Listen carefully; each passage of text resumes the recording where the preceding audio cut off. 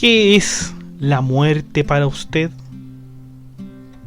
¿Cómo tomamos la muerte? Bienvenidos todos a Filosofía Apuntes, Apuntes de Filosofía. Estamos con el concepto de muerte en los romanos. Esta puede ser quizás la situación más terrible en la vida de un ser humano, la muerte. Y los romanos la veían de una manera muy particular. Hemos visto en anteriores podcasts la cuestión del suicidio en los filósofos griegos. Ya lo hemos visto el suicidio y qué es lo que implica, ¿no es cierto? Pero ahora vamos a ver el concepto de muerte. ¿Qué pensaban los filósofos romanos de la muerte? Y aquí sí que tenemos mucha información, chiquillos, así que sin más dilación, vamos allá.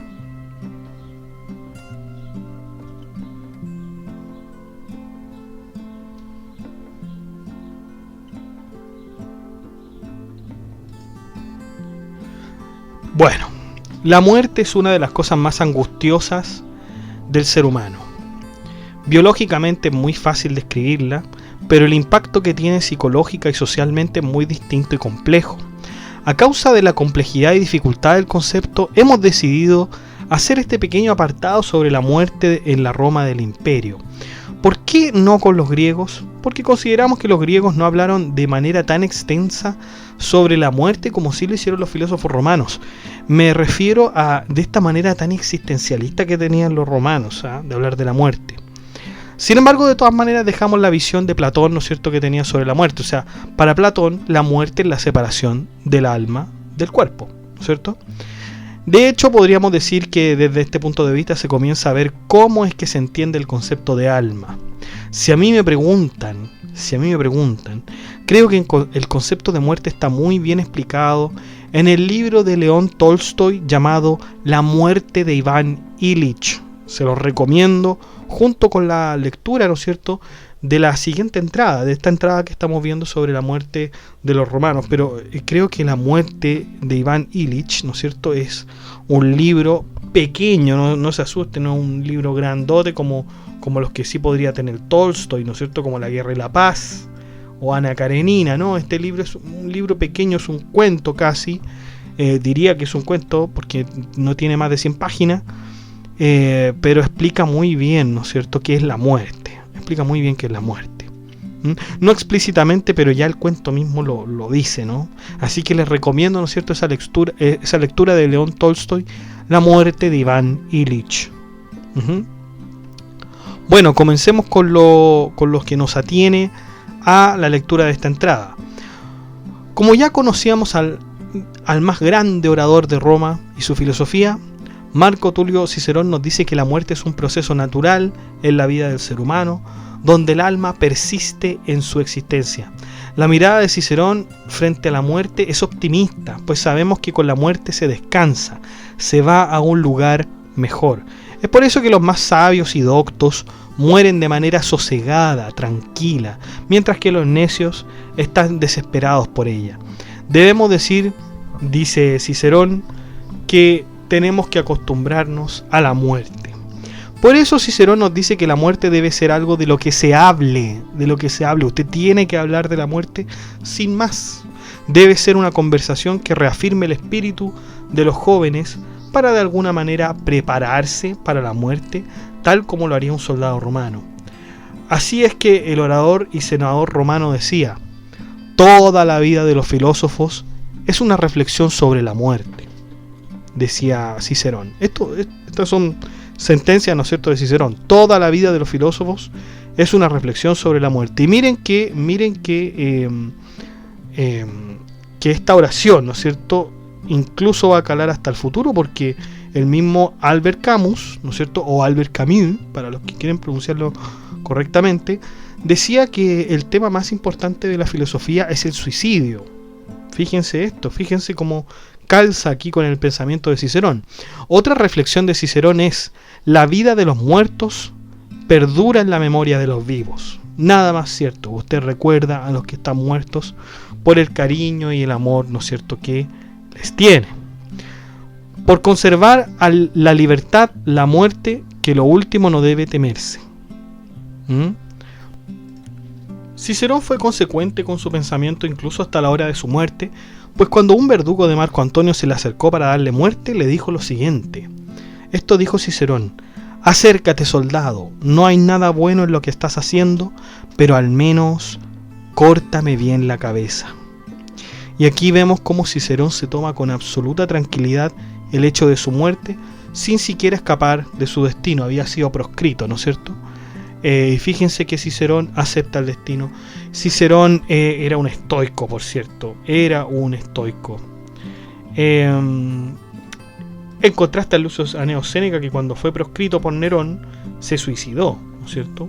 Se suicidó. Y justamente vamos con Séneca.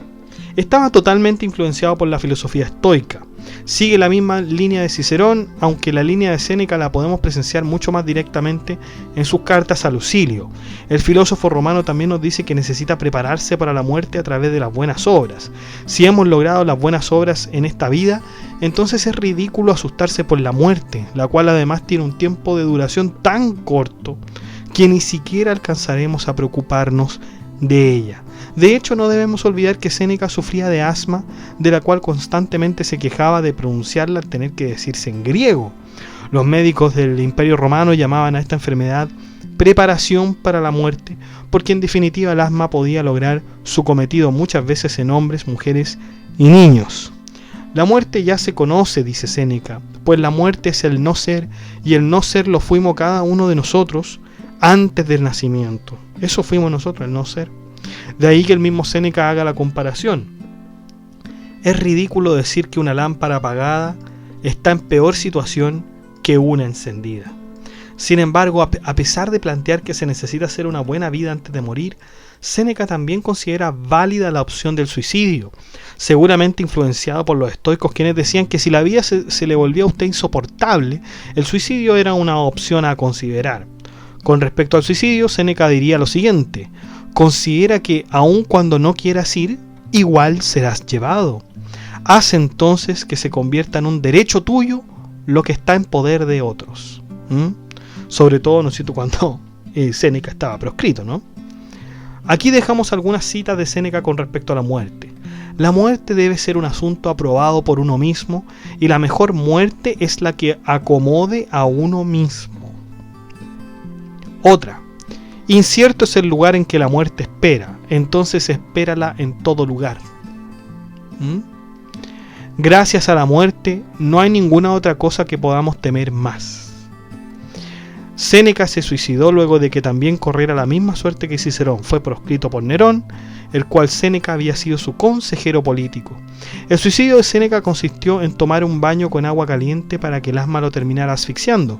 Fue proscrito por Nerón, el cual Séneca había sido, ¿no es cierto?, su consejero político, un maestro, ¿no es cierto? Fue un maestro para Nerón, pero Nerón, ¿no es cierto?, se aburrió, digámoslo así, se aburrió de Séneca, se aburrió de ser bueno, quizá.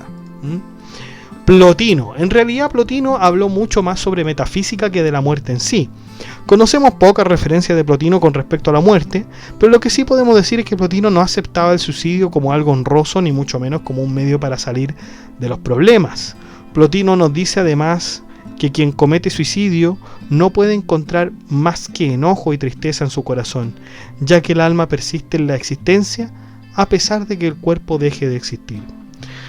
Plotino dice lo siguiente: si la vida y el alma existen después de la muerte es un bien para el alma porque ejerce mejor su actividad sin el cuerpo.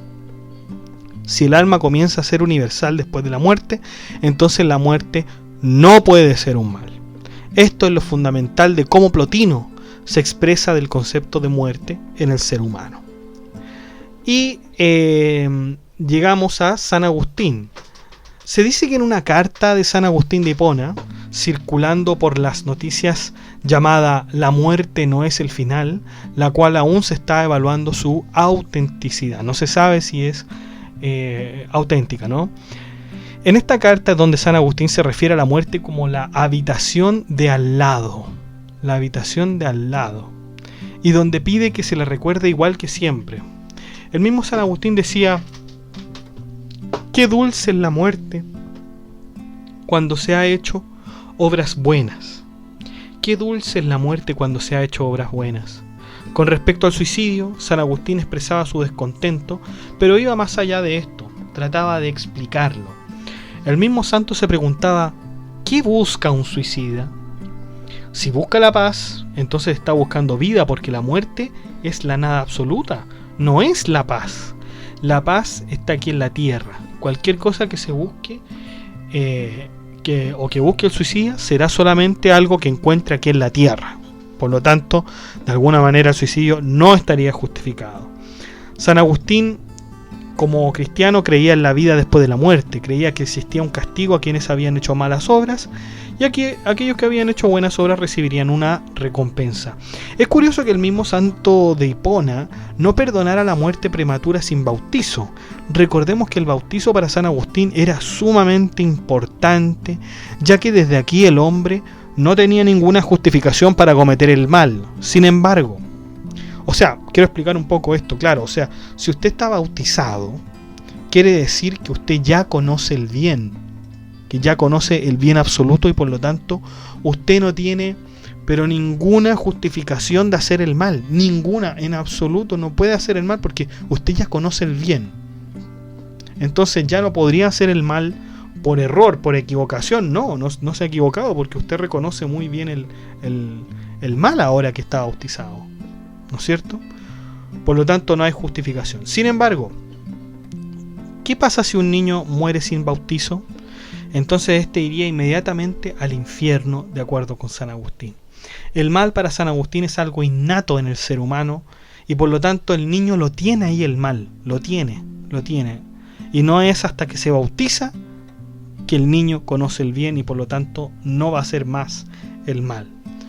Bueno, no obstante, este punto de vista tan duro de San Agustín fue discutido por la Iglesia y finalmente fue excluido. Se dice que los niños con muerte prematura llegan a ser salvados por la misericordia de Dios Todopoderoso. Así que se descarta lo de San Agustín. Vamos con Marco Aurelio. Este puede ser el filósofo con más acuerdo en el concepto de muerte con respecto a lo que entendemos hoy. El filósofo decía: en la muerte están los contragolpes de los sentidos, de los movimientos impulsivos que nos arrojan aquí y allá como marionetas, de las divagaciones de nuestros razonamientos, de los cuidados que debemos tener para con el cuerpo. Al estilo de Cicerón y Séneca, Marco Aurelio nos dice que no se debe temer a la muerte en ningún sentido, ya que es el paso a una vida mejor, a una vida con el alma y no más con el cuerpo. Entonces no habría de qué temer, ¿no es cierto? No habría de qué temer. Si usted va a morir, va a descansar en realidad. Va a descansar. Algunas citas de Marco Aurelio sobre la muerte. Fíjense lo que dice Marco Aurelio. Un hombre no debiera tener miedo a la muerte, debiera tener miedo a nunca empezar a vivir. Si la fama llega después de la muerte, no tengo prisa en conseguirla. Y esta que es la mejor, creo yo, que tiene Marco Aurelio. Todos somos iguales con la muerte. Todos somos iguales. Cristianos, esto lo pongo yo, cristianos, paganos, judíos, musulmanes, todos somos iguales con la muerte. Un pensamiento bastante simple, pero a la vez profundo, que nos trajo este filósofo del Imperio Romano. Todas las perspectivas de estos filósofos resultan ser tremendamente interesantes. Debo decir que frente a estas explicaciones sobre la muerte me quedo con la filosofía estoica de Marco Tulio Cicerón. Realmente creo que la costumbre de la muerte nos hará más fácil el camino a despreocuparnos de ella. En todo caso, el concepto de muerte lo tenemos todos. Nadie va a vivir para siempre. Por lo tanto, es ridículo entristecerse por algo que es sumamente natural y sin condiciones, porque así como lo dice en el derecho, chiquillos, en el derecho civil, ¿no es cierto?, se dice que la muerte es un plazo. La muerte no es una condición, es un plazo, ¿no es cierto? La muerte nos lleva a cada uno y es vital prepararse para ella a través de las buenas obras y el cultivo del conocimiento en nuestro interior. Debo decir algo más. El tema de hoy surgió debido a que vi una estadística de las principales causas de muerte en Chile. Esta estadística apareció en el diario El Mercurio el día 24 de febrero del 2019. Y esto, ¿no es cierto?, nos permite reflexionar aún más sobre la muerte actualmente. Aquí en Chile siguen habiendo y ocurriendo muertes, por ejemplo, en las malformaciones, ¿no es cierto?, de los niños de 0 a 4 años. El 80% de las muertes de esos niños son por malformaciones. Fíjense de que de 5 a 9 años por tumores, de 10 a 19 años por accidente de tránsito. Fíjense de eso, accidente de tránsito. De 20 a 39 años, fíjense, la causa más recurrente es el suicidio. En segundo lugar, accidente de tránsito, y en tercero, los tumores. De 40 a 54 años, bueno, ya ahí hay tumores, enfermedades circulatorias, cirrosis. De 55 a 64, lo mismo, ¿no es cierto?, en más grado sí los tumores. De 65 a 80, los tumores mucho más, y también las enfermedades respiratorias. Y ya 80 años son las enfermedades circulatorias, poniendo los tumores en segundo lugar. Por lo tanto, siempre, chicos, hay que tener en consideración la muerte, ¿no es cierto? Hay que hacerla costumbre, porque es un proceso natural, ¿no es cierto? Es un proceso natural.